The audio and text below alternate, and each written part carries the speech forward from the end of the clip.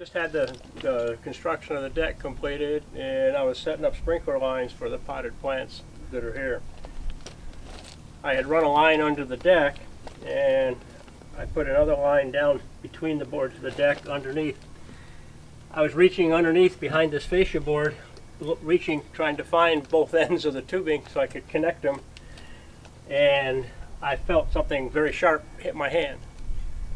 I thought at first maybe I'd hit a sharp screw or something that was sticking through, but when I pulled my hand out, then I started hearing this vibrating noise, which turned out to be the rattlesnake rattling.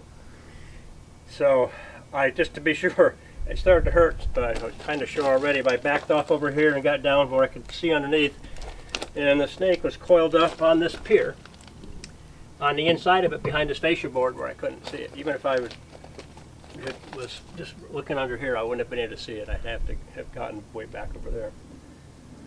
So and that was it. That's how I was hit. I saw two little holes in my hand, and my hand started hurting. So and when I saw it was a rattlesnake, I knew I had to get out of here. How bad did it hurt?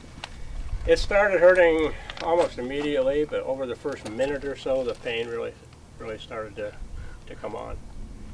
And over the next, from there on, it just, the pain started getting worse and spreading up my arm.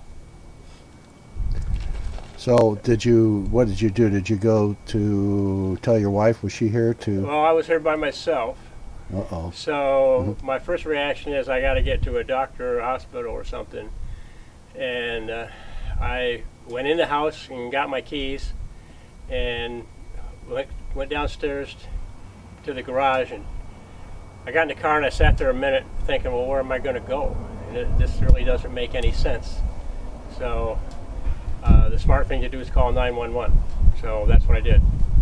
I called. It was probably only just 3-4 minutes between when I got bit and when I called 911. And they kept me on the line for a bit and came back on and said we're having someone come.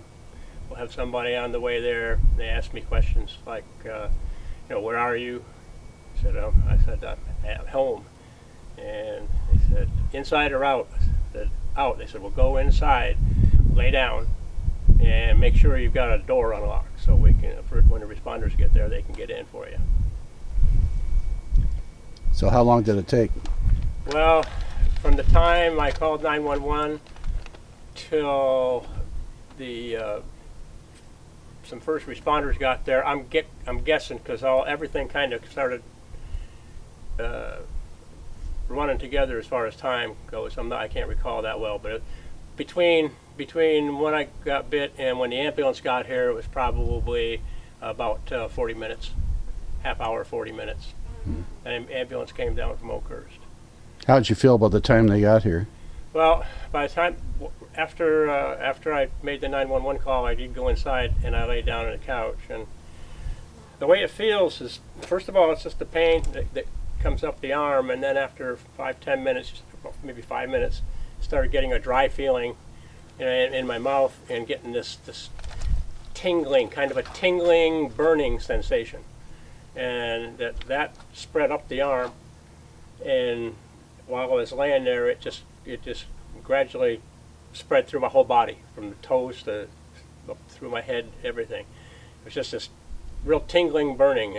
It was pretty scary.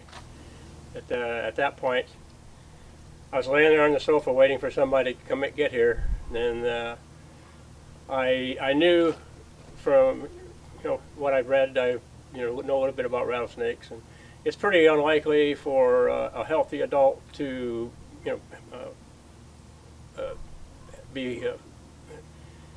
to have it be a fatal incident. People don't usually die from it. But the way I felt laying on the couch and the way my body felt and everything, I began to wonder. So after a bit, some first responders got here. We had I think it was some guys from our local fire station came here.